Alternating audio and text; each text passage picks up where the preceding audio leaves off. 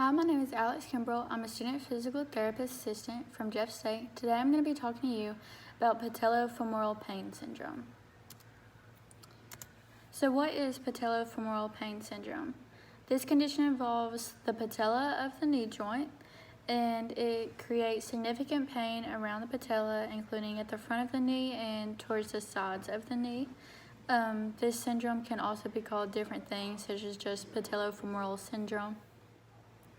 Next, we have what causes patellofemoral pain syndrome. There are several different reasons that this condition can be created. So the first is muscle imbalances, which is a pretty significant reason. Oftentimes the VMO is weak, therefore the vastus lateralis increases force across the patella. This can also be vice versa, where the vastus lateralis is extremely weak and the kneecap would be pulled immediately. But this condition is very rare. It develops during overuse of the knee joints, injury to the patella such as falling on it, or untypical tracking of the patella due to the muscle imbalances. This creates increased pressure on the cartilage surrounding the knee. There can also be anatomical misalignment of the patient. Top muscles other than the VMO and vastus lateralis can cause this condition. These muscles include the iliotibial band, hamstrings, or gastrocnemius. The patient can also have an increased Q angle, knee hyperextension, lateral tibial torsion, or genivalgum or varus. Supination or pronation of the foot can also cause the tibia and femur to internally rotate, which of course would affect the knee and how it tracks. Oftentimes this condition can also be created after the patient has surgery on their knee. So next are signs and symptoms of patellofemoral pain syndrome. So the pain is in the front or surrounding the knee. It can vary in severity depending on the patient's tolerance. It can be very minimal pain, or it can also allow the patient not to be able to participate in activities of daily living. Pain also increases with use of pain is also created with overuse of the joint. This condition can be unilateral or bilateral. Pain can increase upon knee flexion or with prolonged extension, such as sitting down for a long period of time and then beginning to walk again. Popping of the knee or crackling sounds made from the knee after prolonged sitting or walking upstairs is also very common with this condition. Next, we have who does this affect? So this is one of the most common types of knee pains. 1 in 5 people will experience this pain. The condition typically affects teens and young adults. Normally 1 in 14 teens will experience this pain.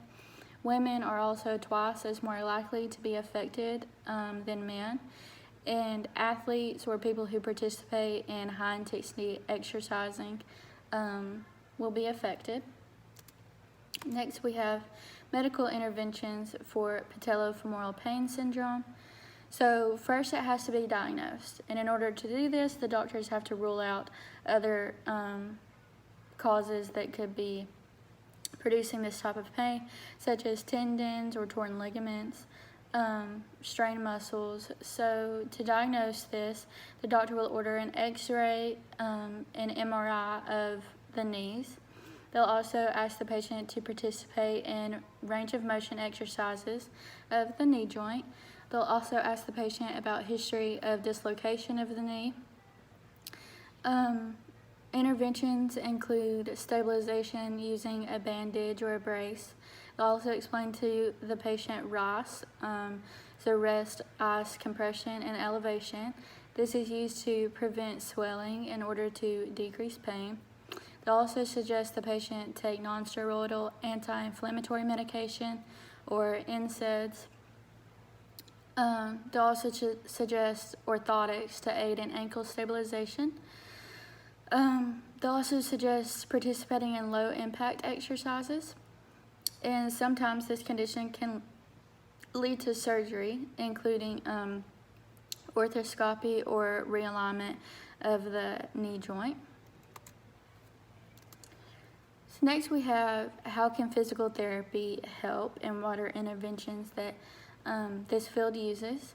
So they'll typically use massage to decrease pain, swelling and tightness of the muscles, taping around the knee joint to increase alignment of the joint. This can also decrease pain and swelling. Quadricep strengthening is highly important in physical therapy because it can help stabilize the knee. Using closed kinetic chain exercises versus open kinetic chain exercises is better because the closed kinetic chain decreases stress across the joint. Orthotics, as mentioned earlier, can help in modalities that can decrease pain, swelling of the knee. So lastly, we have, why did I choose this topic? So this topic is really interesting to me because of my knees. They used to try laterally, creating what is called the patellofemoral pain syndrome. They were also prone to dislocation. I've had 3 knee surgeries since to fix the issue. It started when I was 11, and it's gotten better since. I've had no problems since the surgeries. I was told that the problem was the tubercle that the knee sits in to help hold in place was too shallow to provide any assistance to stabilization of the knee joint. I also had a weak VMO, which created the lateral tracking, and overuse due to competition cheerleading. So these are all my references that I used for the presentation. And lastly, thank you all so much for watching. Please comment down below if you have any questions.